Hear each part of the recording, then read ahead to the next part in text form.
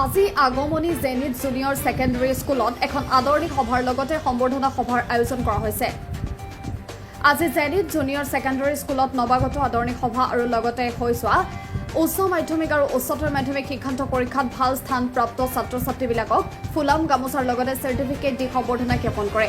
এই সম্বৰ্ধনা অনুষ্ঠান উপস্থিত থাকে Abhilash Das, assistant managing director, Zenith junior secondary school, Musharaf Ali Ahmed, Nabajyoti জাতীয় বিদ্যালয়ৰ প্ৰধান শিক্ষক, মাজনী চৰকাৰ, বিষয় শিক্ষয়িত্ৰী, Zenith junior secondary school, Anjuma Begum, বিষয় শিক্ষক, Zenith junior secondary school, Arjufa Begum, Jintimoni Sarkar, Zenith junior secondary school.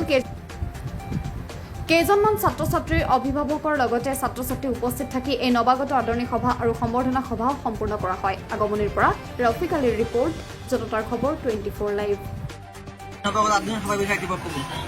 হয়, আজি আমাৰ জেনিথ ছিনিয়ৰ ছেকেণ্ডেৰী স্কুল ইয়াত আজি আমাৰ নৱাগত আদৰণি সভা, লগতে এইবাৰ উচ্চতৰ মাধ্যমিক পৰীক্ষাত যিসকল ছাত্ৰ ছাত্ৰী সুখ্যাতিৰে উত্তীৰ্ণ হৈছে সেইসকল কৃতি ছাত্ৰ ছাত্ৰীক আমি সম্বৰ্ধনা জ্ঞাপন কৰিলোঁ।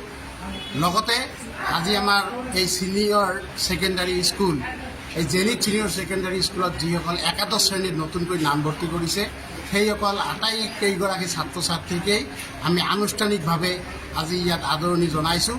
আশা ৰাখিছোঁ অনাগত দিনত এইবাৰৰ যিটো ফলাফল ইয়াতকৈ সিহঁতে আৰু বেছি ফলাফল প্ৰদৰ্শন কৰি এইখন জেনিথ ছিনিয়ৰ ছেকেণ্ডেৰী স্কুলৰ মান মৰ্যাদা, অত্ৰ অঞ্চলৰ মান মৰ্যাদা আৰু দুগুণ বঢ়াব বুলি আমি আশা ৰাখি আজিৰ যিটো কাৰ্যসূচী আমি সুকলমে সমাপন কৰিম।